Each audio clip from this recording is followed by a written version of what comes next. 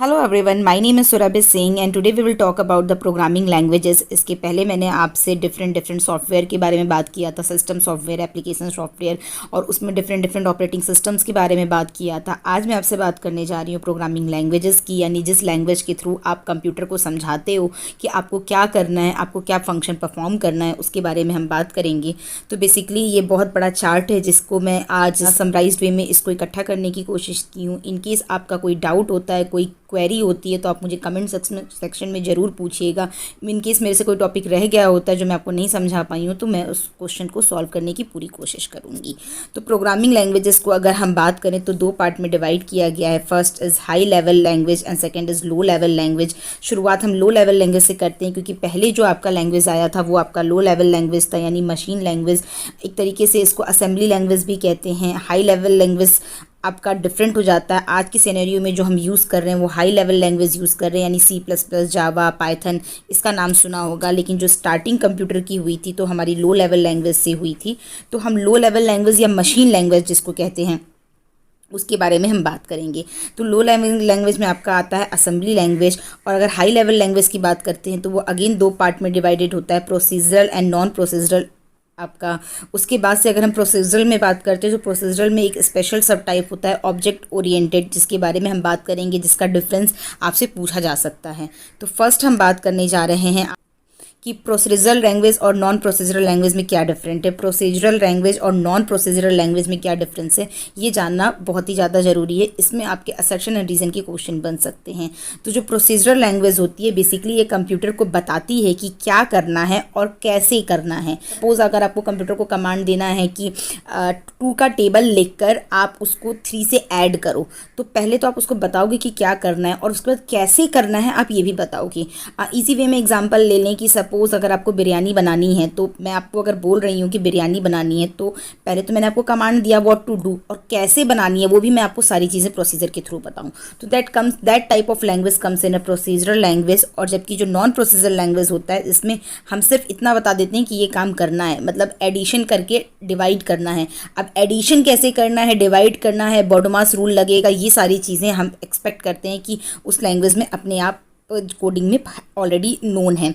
तो we tell what to do but how to do we don't tell. जो आपका procedure language होता है, क्योंकि इसमें हमें बताना भी होता है कि कैसे करना है, इसलिए डिफ़िकल्ट होता है।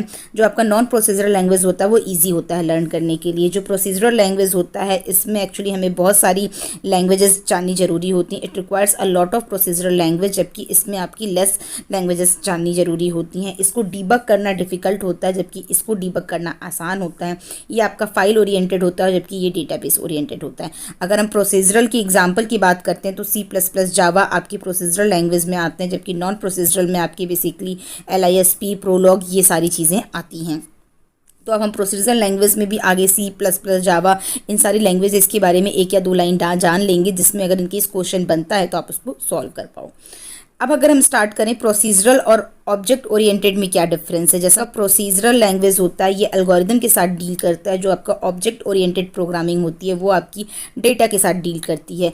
इसमें जो प्रोग्राम होता है उसको हम डिफरेंट फंक्शंस में डिवाइड कर देते हैं, और इसमें जो ऑब्जेक्ट ओरिएंटेड प्रोग्रामिंग होती है हम इसको बेसिकली ऑब्जेक्ट में डिवाइड करते हैं। जो प्रोसीजरल ओरिएंटेड प्रोग्रामिंग होती है इसमें लेस मेमोरी रिक्वायर होती है, जबकि OOP में आपकी ज़्यादा मेमोरीज रिक्वायर होती है। ये आपका टॉप डाउन अप्रोच पर काम करता है, जबकि ये आपका बॉटम अप अप्रोच पे काम करता है। ओवरलोडिंग यहाँ पर पॉसिबल नहीं है, जबकि यहाँ पर ओवरलोडिंग पॉसिबल है। यहाँ पर क्या होता है कि आपका यहाँ पर एक्चुअली पब्लिकली आप इसको सब डील कर सकते हैं, लेकिन जो ऑब्जेक्ट ओरिएंटेड प्रोग्रामिंग होती है इसको आप प्रोटेक्ट भी कर सकते हैं, बाय डिफ़ॉल्ट में भी डाल सकते हैं, पब्लिकली भी डील करा सकते हैं। ये आपका लेस सिक्योर होता है क्योंकि एक्चुअली पब्लिकली ही प्रोग्रामिंग आपकी डील होती है, जबकि ये आपका हाईली सिक्योर होता है क्योंकि आप इसको प्रोटेक्ट भी कर सकते हैं। इसमें डेटा हाइडिंग पॉसिबल नहीं है, जबकि आपका ऑब्जेक्ट ओरिएंटेड प्रोग्रामिंग में आप डेटा को हाइड कर सकते हैं। अब अगर मैं बेसिक डिफरेंस की बात करती हूँ, लो लेवल लैंग्वेज और हाई लेवल लैंग्वेज में क्या डिफरेंस है, अगर मैं इसकी बात करती हूँ तो जो आपका लो लेवल लैंग्वेज होता है बिल्कुल ग्राउंड लेवल लैंग्वेज होता है। ये कंप्यूटर से डायरेक्टली जुड़ा होता है। जैसे अगर आप 0101 जो हमारा कंप्यूटर होता है बेसिकली वो बाइनरी डेटा को ही समझता है, तो या मशीन लेवल लैंग्वेज को ही समझता है, तो उसको लैंग्वेज को हम बोलते हैं basically low level language. A low level language is tied closely to the instruction set of the CPU. There is one-to-one correspond between each assembly code code statement and a machine instruction, this makes a writing assembly code a tedious job.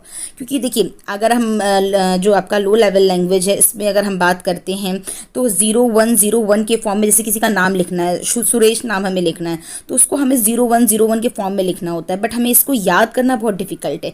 या अगर हम assembly language की भी बात करते हैं तो assembly language में भी हम कुछ ही कमांड दे सकते हैं, रीड राइट, या मतलब हम फ्लैक्सिबिलिटी नहीं रहती है कि हम बहुत सारी प्रोग्रामिंग कर सकें। तो ये चीज़ें आपकी बहुत डिफ़िकल्ट होती हैं आगे चलकर किसी भी प्रोग्राम को समझने के लिए। अगर हम हाई लेवल लैंग्वेज की बात करते हैं तो ये एक्चुअली बहुत ज़्यादा ईजी होता है, फास्टर होता है और मोर रिलायबल होता है। A high level language defines construct that help you organise structure and control the logic of your program. आजकल जितने भी प्रोग्रामिंग हो रही है, C++, जावा, पाइथन, इन सारे आपकी प्रोग्रामिंग लैंग्वेजेस को यूज़ करके हो रही है। Each construct in a high level language is translated into a many machine instructions। तो बट क्वेश्चन ये आता है कि जो हमारा जो कंप्यूटर है वो समझ पाता है C++, जावा, तो बेसिकली हम इसके लिए इंटरप्रेटर, कंपाइलर, असेंबलर यूज़ करते हैं, जो आपकी असेंबली लैंग्वेज को बेसिकली मशीन लैंग्वेज में कन्वर्ट करता है, जिसके लिए हम असेंबलर यूज़ करते हैं या कंपाइलर यूज़ करते हैं। आगे मैं बताती जाऊँगी। There are many different high level programming language but nearly all defined 3 core elements. तो जितनी भी आपकी हाई प्रोग्रामिंग लैंग्वेजेस होती हैं वो बेसिकली 3 वर्ड्स को डिफाइन करती हैं। कीवर्ड्स होते हैं, ऑपरेटर होते हैं, पंक्चुएशंस होते हैं। कीवर्ड्स का मतलब बेसिकली ये है, जैसे अगर आपने कोई कमांड दिया C++ में वॉइड, या कोई भी आप कमांड दे सकते हैं इंट, तो ये क्या होता है कि ये प्री डिफाइंड आपके वेरिएबल्स होते हैं, जिसमें ऑलरेडी जैसे हमें पता है कैलकुलेटर में प्लस साइन है, तो plus sign is for addition, हम उसको मल्टीप्लिकेशन के लिए नहीं यूज़ कर सकते हैं। तो कुछ कीवर्ड्स होते हैं जो कि हमारे लैंग्वेजेस में डिफाइन होते हैं, that is called keywords. As a general definition, keywords define the building blocks of the language. They are used to specify the high level construct supported by the language.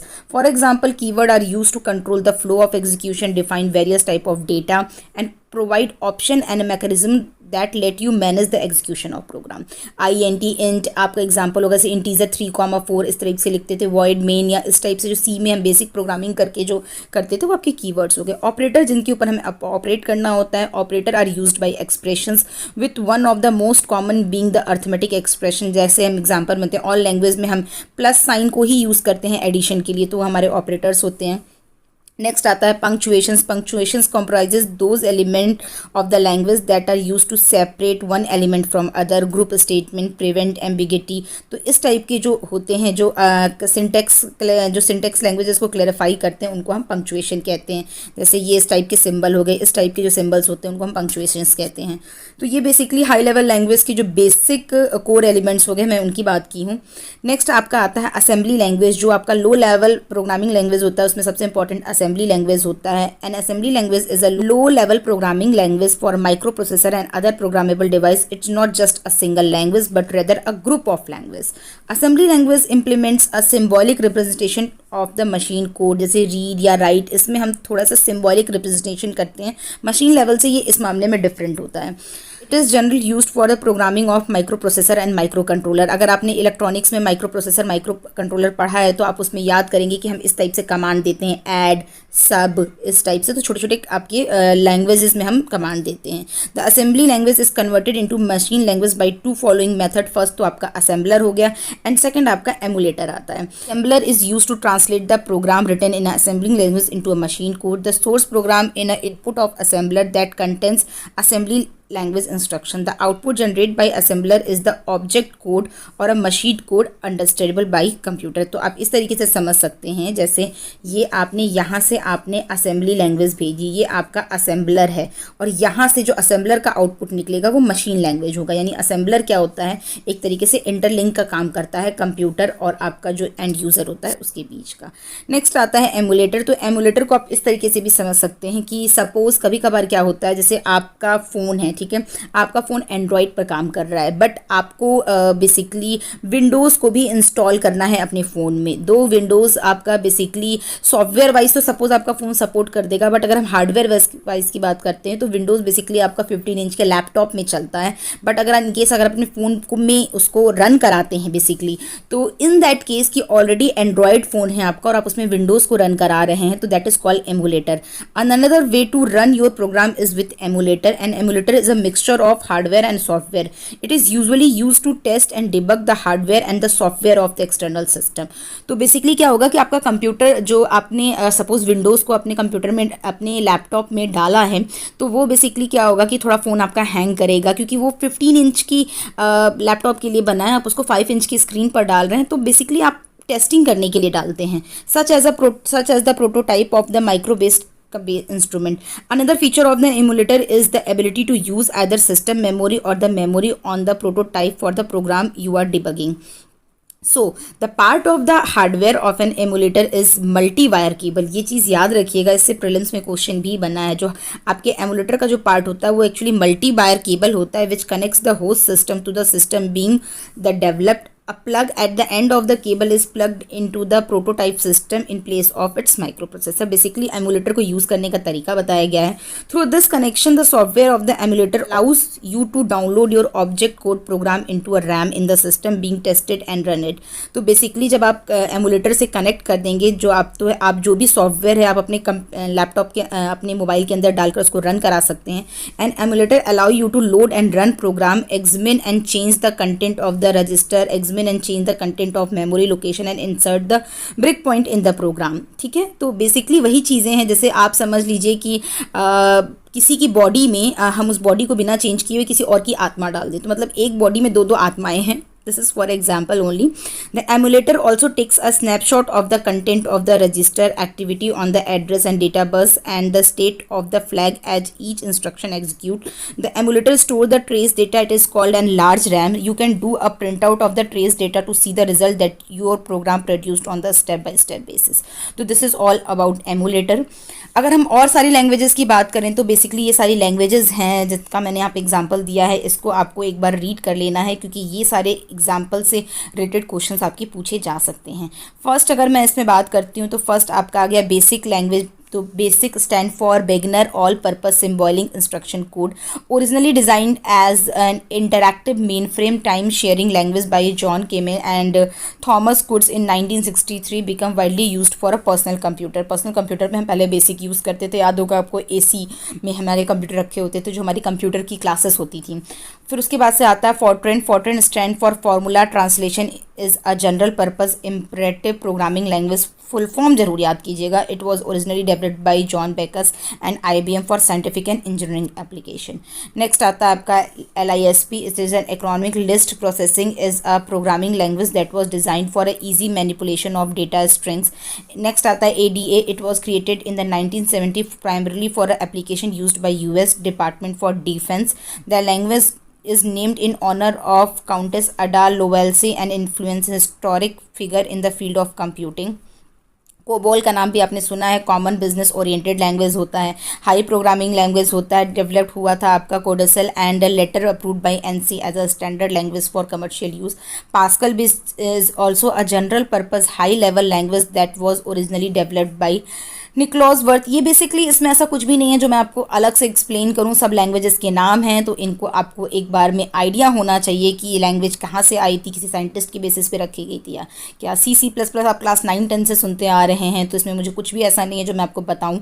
जावा भी आपने सुना हुआ है. It was the created by Sun micro system in the early 90s. JavaScript it was created in the 1990s, can be used in the web pages despite its name. JavaScript is not related to the Java. Link आता है आपका Python जो आजकल आपका बिल्कुल latest में चल रहा है. It is a general purpose language created in the early 90s. It has become popular in business and academic applications. MATLAB जो इलेक्ट्रॉनिक्स के स्टूडेंट यूज़ करते हैं कोडिंग और प्रोग्रामिंग के लिए. Matrix laboratory is a multi numerical computing environment and proprietary programming language, जिसमें आप DSP वगैरह की प्रोग्रामिंग करते हैं बेसिकली, तो उसके लिए मैटलैब होता है. Ruby, visual basic and ALGOL, basically ये सारी भी आपकी लैंग्वेजेस हैं जो आपकी अलग अलग सॉफ्टवेयर अलग अलग जगहों पर यूज़ होती हैं स्पेसिफाइड वे में. तो एल्गोल आपका क्या है? Algorithm language was designed by an international committee of association of computing machine for a publishing algorithm as well as for doing computation. It was the most influential of the 4 high level language mention earlier. तो basically student आप इसको रोक कर अपने self notes बना लेना है, बहुत इंपॉर्टेंट है. इसमें ऐसा कुछ भी नहीं है जो मुझे अलग से एक्सप्लेन करना पड़े. बस आपको procedural, non procedural, object oriented और प्रोसीजरल के बीच का डिफरेंस पता होना चाहिए, जो आपसे पूछा जा सकता है बेसिकली. और नेक्स्ट क्वेश्चन मैं यहाँ पे बात करती हूँ जो ऑलरेडी यहाँ पर आया हुआ है. एक क्वेश्चन जो पिछले साल पूछा गया था उसके बारे में हम डिस्कस करते हैं। An emulator is not mixture of hardware and software and it can be use to test the debug and hardware and software of an external system. तो पहला ही लाइन गलत है। अगर आपने एमुलेटर का बेसिक भी पता है तो आपको पता है कि it is a mixture of hardware and software. इसी वीडियो में मैंने इस चीज़ एक्सप्लेन की है। Next line is part of the hardware of an emulator is a multi wire cable which connect the host system to the system being developed. Very easy line. Second line आपकी सही है, जैसा मैंने आपको बताया था कि मल्टी वायर केबल के थ्रू आप कनेक्ट करते हैं। तो यहाँ पर आपका फर्स्ट स्टेटमेंट गलत हो जाएगा, सेकंड स्टेटमेंट राइट हो जाएगा। तो यहाँ पर option D will be the correct one.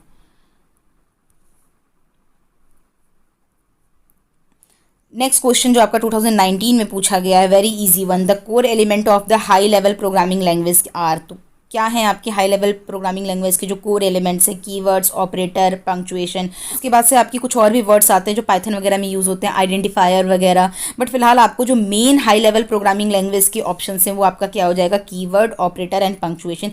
ये भी मैंने इस वीडियो में कवर किया हुआ है। तो आई होप आपको ये वीडियो समझ में आई होगी। स्टूडेंट आई है तो लाइक करो, सब्सक्राइब करो, मुझे मोटिवेट करो। I am motivating you student for your examination. Please अपनी पढ़ाई बहुत अच्छे से कीजिए। होली से पहले का टारगेट सेट कीजिए कि आपको क्या क्या सब्जेक्ट कवर करने हैं। आई होप मैं जल्दी ही आईसीटी कवर करके आपका एडवांस कम्युनिकेशन को आगे बढ़ाऊंगी। Thank you.